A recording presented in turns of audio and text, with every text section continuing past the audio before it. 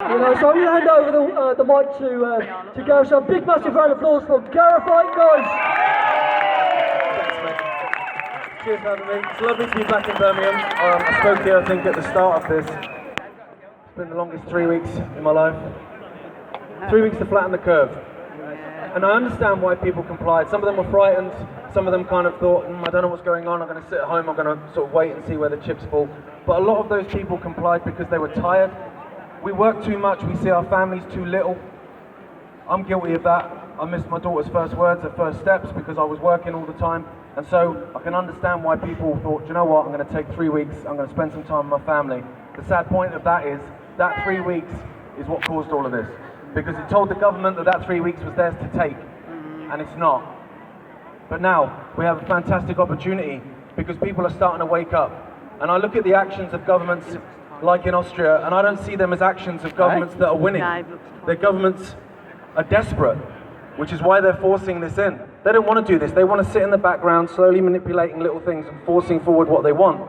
But they've been forced out, and they're out of the shadows now. The devil is out from behind the curtain, and we can see him.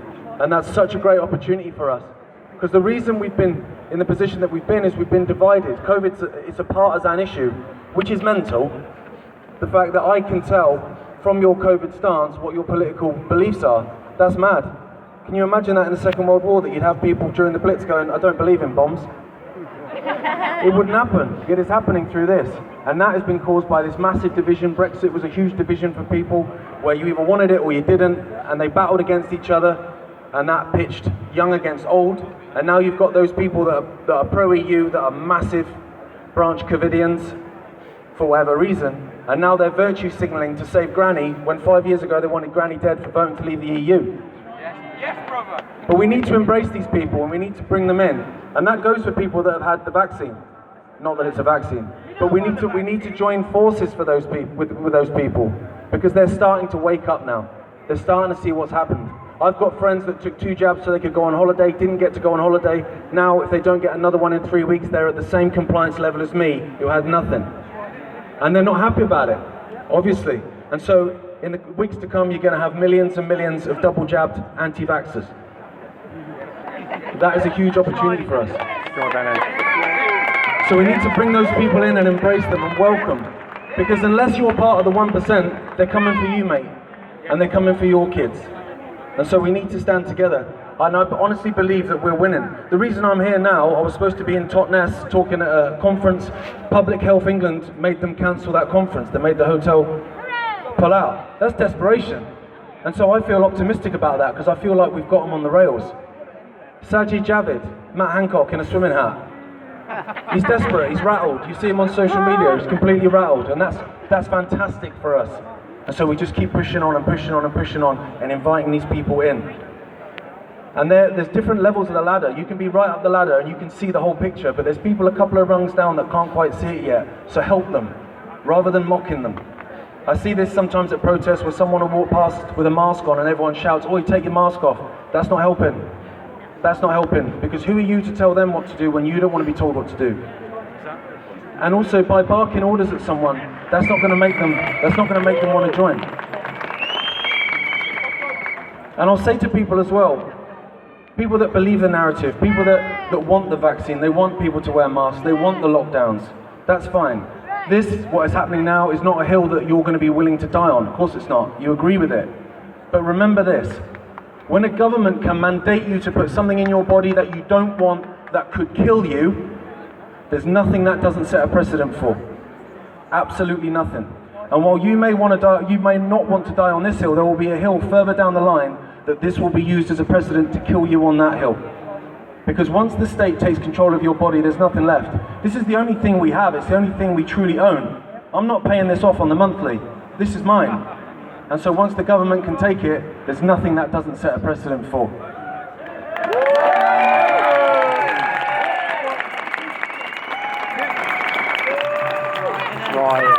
But most importantly, we're going to win this. I honestly believe that. I honestly believe we're going to win this, and I believe we chose to be here to do this. We chose to come here and fight this. And I really hate losing. So I don't think I'd have chosen it otherwise. And it's going to get difficult. This winter's going to be brutal. Make no mistake about that. It's going to be brutal. But we just stand together. Join your stand in the parks. Get your allies. Yeah, we've lost friends. I've lost plenty of friends through this because I found out they were fascists. Who would have thought it? Yeah. But I've made so many wonderful friends and that are going to be there for life. And so people I can depend on and can depend on me. And that's how we move together. Because it's going to be spicy this winter. But we just keep fighting and we keep fighting and we're going to get there. We're going to get there. And it's going to be tough. But that's fine. Because as humans, that's the way we want it. Because when you win a battle that's hard, it don't feel good. He's in a band, isn't And this is particularly hard, so it's going to feel great. And I say to people, like, if you had one game that you could play for England, one game, and you can decide what happens in that game, would you choose an 8-1 win against Trinidad and Tobago? Of course you wouldn't. Germany, 2-0 down. Last minute, equalise, goes to extra time, they score, then you equalise last minute, goes to penalties. Why not just win 5-0? We're mad, aren't we? But that's what we do. As humans. We do. And it's just the way we are. So it's called being English, yeah. Well, I'm a Derby County fan, I'm used to adversity. Yeah. But I'm only here really to introduce someone that's been doing this for a very, very long time. I've known him for a while, to be fair. And people are waking up now to what my dad's been saying for a very long time. It's just sad that it took this to happen to wake people up, but it is where we are. So please welcome up my dad, David Icke.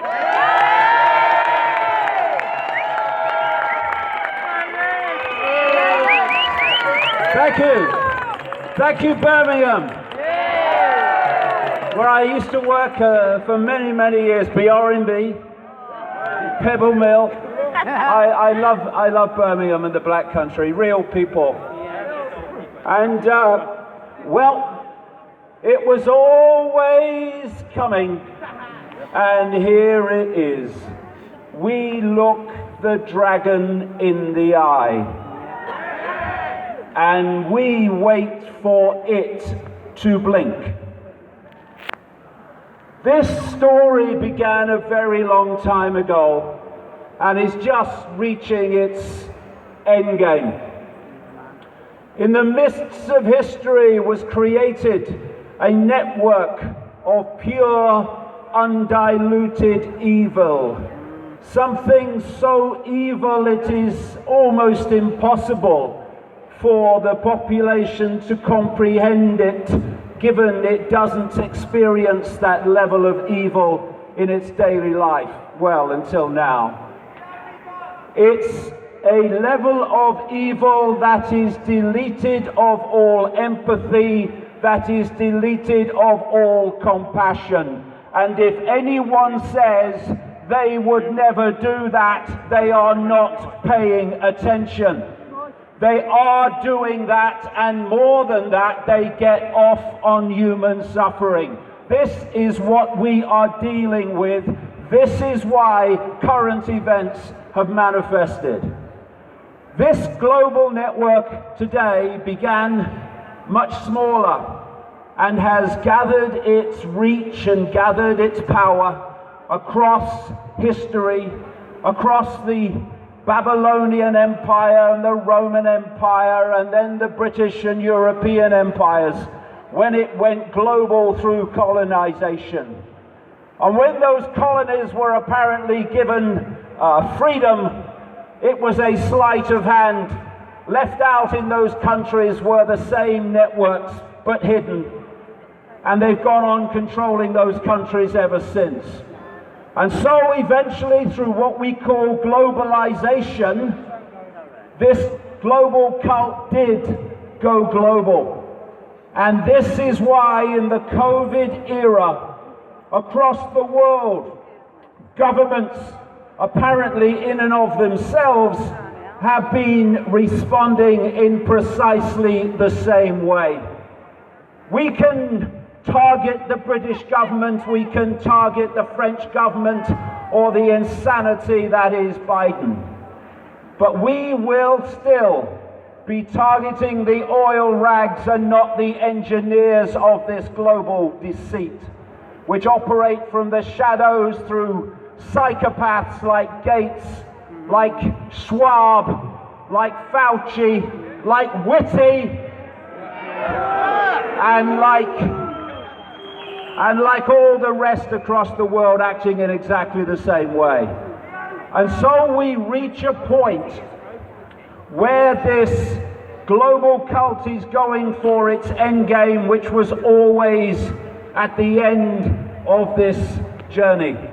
An end game which is planned to create a global human hive mind via connection to artificial intelligence, in which no longer will human perception be manipulated by the manipulation of information, but will come direct through AI.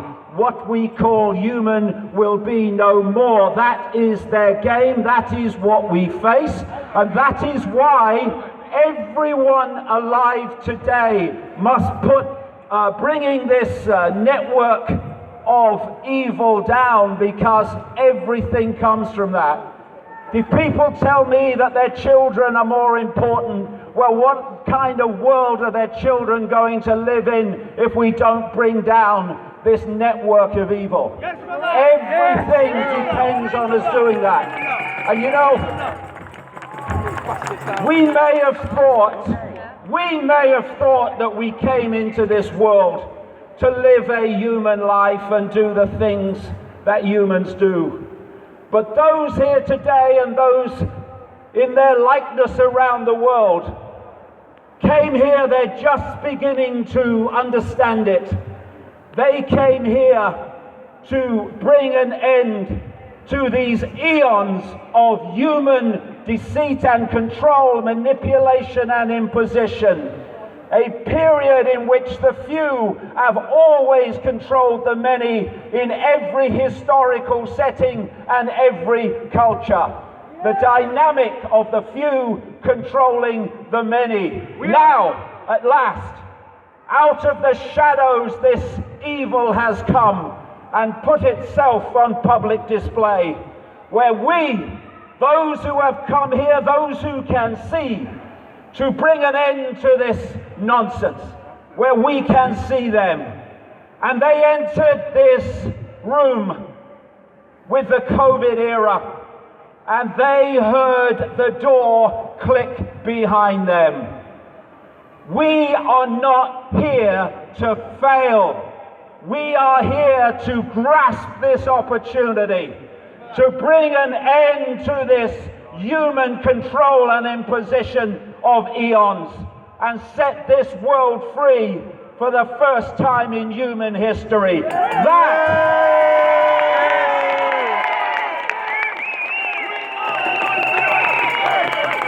is why we came, and that is what we will not leave without achieving. I'm not going anywhere until this is done. And what we have now is the most symbolic expression of where people are at perceptually, spiritually, in all these things. The choice of jab or no jab. The choice of whether you see and conclude from seeing what's in this shite that we should not go near it, and my God, our kids, are you having a laugh? And others who just nod in compliance and roll up their sleeve. Now that's not just a symbol of where people are at perceptually. It is a symbol to this elite of who is awake and prepared to stand up for what they see, and those who are not. And there are many reasons why they are targeting us and will seek to demonize us further as the weeks and months unfold. But key to that is that they know those who say no to their bioweapon and refuse to comply with their own enslavement and demise. They are the ones, they are the only ones who are going to stand up to this and bring it down. They can see that. can see are the only ones that can bring this down. And they know it, and they are targeting us crucially for that reason. This is why they are saying in the American military, no jab and you're out. They want to rid the American military of those who can see and those who will stand up for what they see. This is why they're doing it in the health service, in the care homes, everywhere. Because they want to rid the world of those who can see. Well, I've got bloody news for them. They are not going to get rid of us. We are just bloody starting.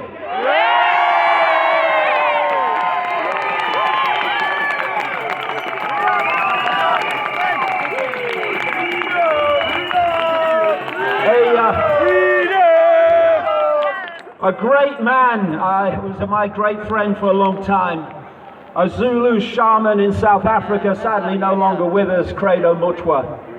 He said to me once in his unique delivery of language, "You are a lion, Mr. David. We must all be lions.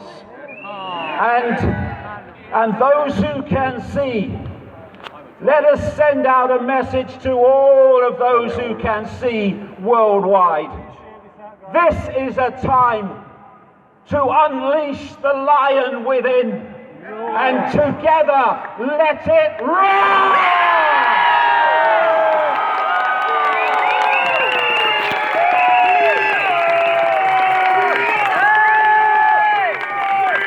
One human family, one heart, one goal. Freedom!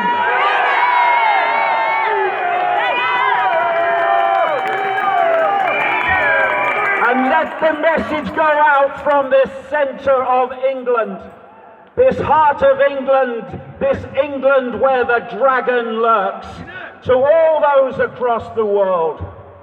This is our time.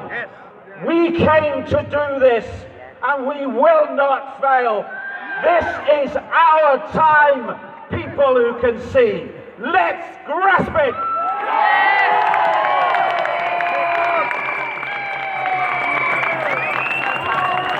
A big massive round of applause for Davey Lake! Come on, Davey!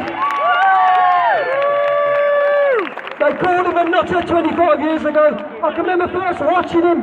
He was putting 8 chairs on his own and putting them away. And today, you know, he's educated so